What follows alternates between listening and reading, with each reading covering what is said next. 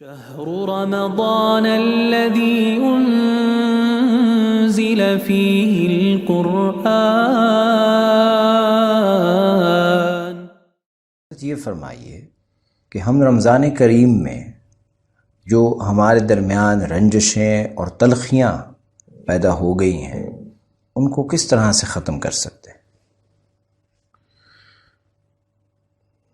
وقار صاحب، اللہ تعالی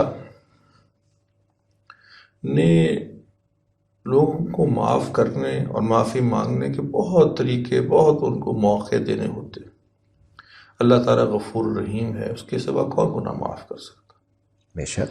لیکن جو آیت النور میں فرمایا کہ الا تحبون ان یغفر اللہ لکم، کہ کیا تم یہ نہیں چاہتے کہ اللہ تمہیں معاف کرے؟ تو کیا کرو؟ فرمایا لوگوں کو بھی معاف کیا کرو، ان کو بھی درگزر کیا کرو تاکہ اللہ تعالیٰ تم کو بھی معاف کرے. معلوم ہوتا ہے کہ اللہ تعالیٰ کو یہ فعل بہت پسند ہے کہ اگر کوئی شخص کسی دوسرے کو معاف کر دے، اس کی زیادتی اپنے بھائی کی، اپنی بہن کی درگزر کر دے، تو اس کے عوض بھی اللہ تعالیٰ مغفرت فرما دیتے. یہ ایک نسخہ ہے جو قرآن مجید نے دیا ہے اللہ تعالیٰ سے معافی اور مغفرت اور بخشش حاصل کرنے کا. تو یہ اس کو دل سے نکالیں. اور میں آپ سے بتاؤں کہ یہ غصہ ویسے بھی ایک ایسا زہر ہوتا ہے جس سے اس دوسرے کو تو شاید فرق پڑے یا نہ پڑے، لیکن انسان خود بخود کوڑتا رہتا ہے، گلتا رہتا ہے، سڑتا رہتا ہے اندر سے. شام کو لوگوں کو معاف کر کے سویا کرے. ایک صحابی کے معاملات کے بارے میں آتا ہے نا کہ وہ جنتی قرار دیے گئے، اور ان کا ایک یہ تھا کہ رات کو سونے سے پہلے وہ لوگوں کو معاف کر کے سویا کرتے تھے، دل کو صاف کر کے سویا کرتے تھے.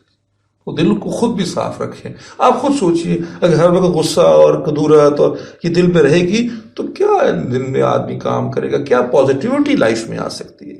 اس نگیٹیوٹی کو نکالنا، اس کی دنیا میں بھی فائدہ ہے. میں آپ سے پہلے بھی شاید عرض کر چکا ہوں کہ دین پہ چلنے والوں کے لیے آخرت میں تو اجر ہوگا انشاءاللہ، اس دنیا میں بھی فائدہ ہوگا.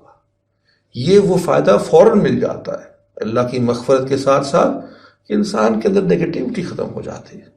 تو لوگوں کو بھی معاف کریں. اس رمضان کو ملنے اور جلنے کا موقع بنائیں. کہیں ہم پکڑ بھی نہ آ جائیں کہ اللہ کے رسول نے فرمایا صلی اللہ علیہ وسلم کہ اس شخص کی معافی نہیں ہوگی جو اپنے بھائی سے ناراض ہوگا، جو قطع رحمی جس نے کی ہوگی، جس رشتوں کو کاٹا ہوگا، اس کی بخشش رمضان میں بھی نہیں ہوتی.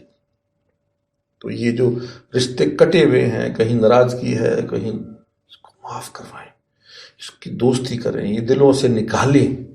یہ رمضان اس کا بہترین موقع ہے.